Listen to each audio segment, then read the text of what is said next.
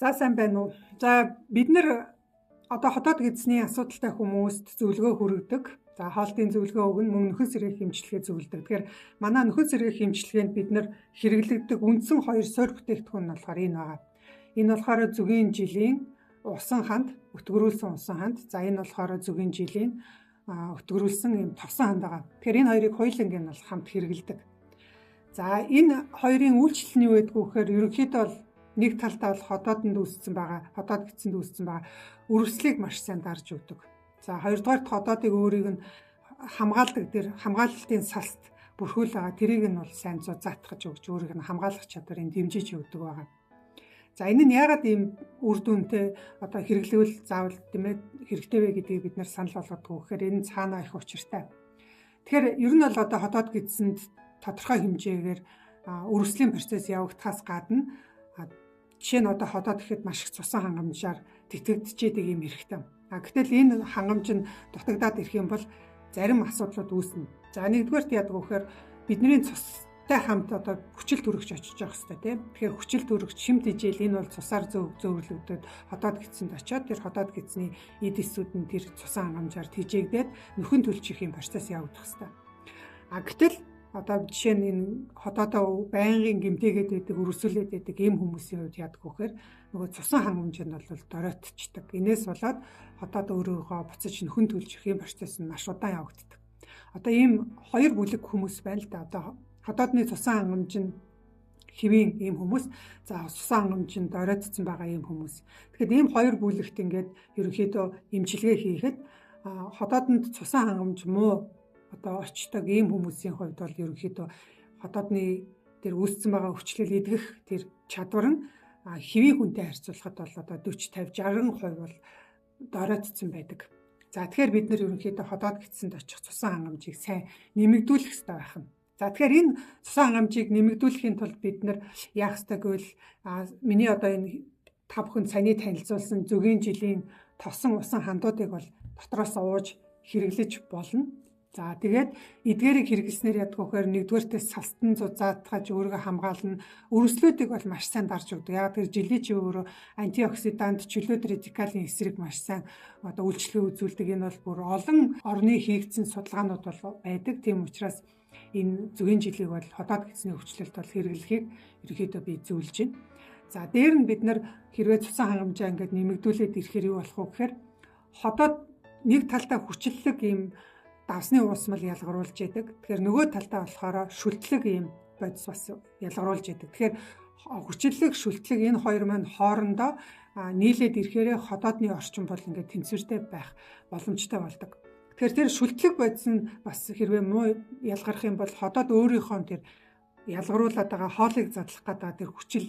За дээр нь тэр хотоод нь орж ирсэн хоол ялангуяа уурагтай хоолыг бүр ингээд жижиг одоо молекул болгож ингэж задлагдаг тэр задлагч певсин гэдэг байгаа. Тэр фермент энэ хоёртой хотоод өөрөө бол төлөвлөх юм байдалд бол хүрдэг. Тийм учраас бид нар биг карбонат буюу хотоодны тэр шүлтлэг бодисыг сайн ялгаруулж явахын тулд хотоодонд очих цусан хангамжаа нэмэгдүүлж явах хэрэгтэй. За тэгэхээр тэр зорилгоор бид нар дотроосоо бол энэ усан болон тосон зүгийн жилийн хандуудаа бол хэрэгэлдэг. За одоо энэ миний бичлэгийг үзэж байгаа хүмүүс дотор манай энэ бүтээгдэхүүнийг хэрэгэлдэг хүмүүс байгаа бол нэмэх тавиад дээр нь энэ бүтээгдэхүүн хэрэглээд тань таалагдсан бол бас товчхон тийм ээ сэтгэлдээ бичиж үлдээж бусдаа бас ингээд юу мэдээлэл хуваалцаж болно шүү.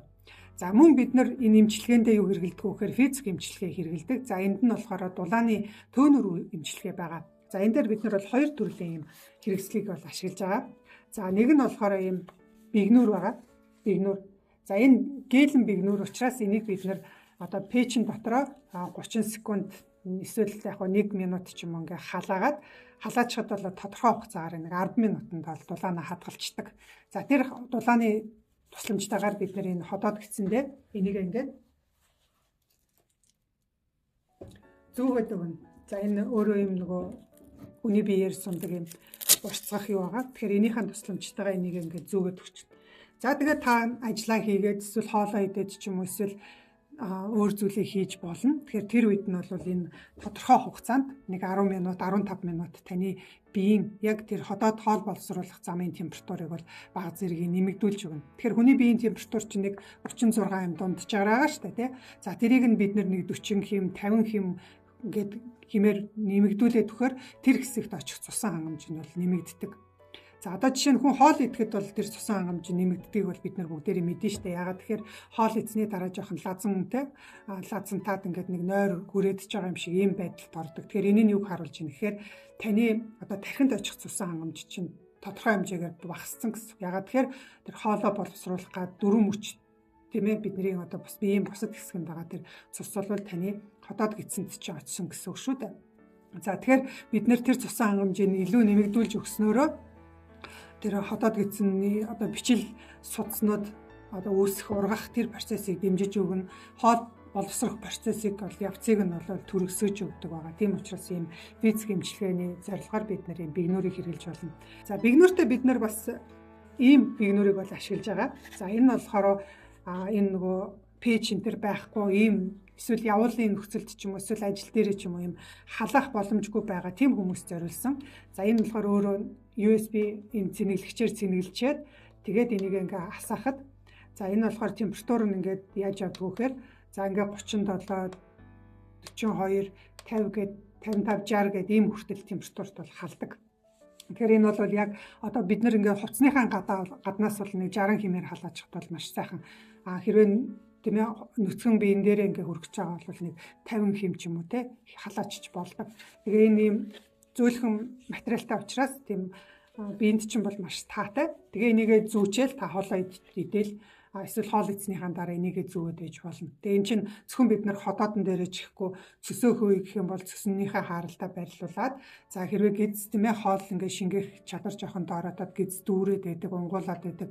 Ерөнхийдөө нэг юм хоол боловсруулалт нь жоохон муудаад байгаа хүмүүс бол ингээ гидсэн дээрээ энийг ингээ шилжүүлээл байрлуулад байж болно. Тэгээд нуруу бөөрөндөө ч гэсэн энийгээ бигнүүр болгоод хэрэгжилж болдог.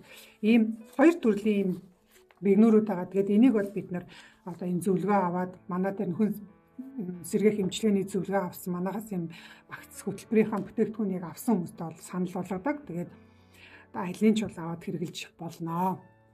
За мөн одоо хоол боловсруулалтыг дэмжиж ходоод гидсэнд очих тэр цусан хангамжийг нэмэгдүүлж өгөх гэрийн нөхцөлд хийж болох бас юм энгийн амьсгалын дасгал илгүүд байдаг. За энэ талаар бол бид нар ходоодоо эмгүү ангай гэдэг манай онлайн хичээл байгаа. Тэрэн дээр бол бүр дэлгэрэнгүй ходоодны гарах хэсэг, ходоодны нуглуур, их бие, амсар хэсгүүд дээр хийх илгүүд болон ходоод нь одоо очих цусан хангамжийг эрчимтэй нэмэгдүүлдэг юм дасгал, амьсгалын дасгал илгүүдийг бол зааж өгсөн байдаг.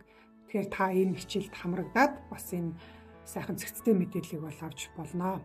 За ингээд ерөнхийдөө бид нар заавал юм уухгүйгээр тийм ээ ийм физик эмчилгээ нөхөн сэргээх байгалийн эмчилгээгээр бол ходоод гидсээ ангааж болдог. За мэдээж эдгээрийг бол зэрэгцүүлж хийх нь хамгийн гол нь үр дүнтэй. Ягаад тэгэхээр бидний санал болгож байгаа энэ бүтээгдэхүүн бол өөрөө им биш. Тийм учраас тийм хүчтэй үйлчлэгээ байхгүй. Энэ бол байгалийн одоо яг л цэвэр байгаль дээр идэг жилийг усан тосон хандмал болгоод өгчихсөн байгаа учраас тийм хүчтэй үйлчлэгээ байхгүй. Гэхдээ удаандаа алгуур тогтмол хэрэглэсэн тохиолдолд бол маш сайн үр дүн өгдөг. За энэ эмчилгээгээ дэмжих маягаар одоо зорилгоор бид нар энэ бигнүүрүүдээ мөн тэр дасгалуудыгаа хийж өгөх нь шүү дээ тийм ээ. Тэгэхээр эдгээр нийлжээж таны тэр ходоод гидсний олдоод байгаа үйл ажиллагааг нь хэвэн болгох, цусан хангамжийг нэмэгдүүлж, эдгэрэлтийг төрөлсгөж өгөх юм боломжийг бүрдүүлж байгаа шүү. За ингээд дараагийнхаа нэг зөвлөгөөгөөр утгагүй уулзцгаая. Ходоодоо эмгүү ангаад сурцгаая.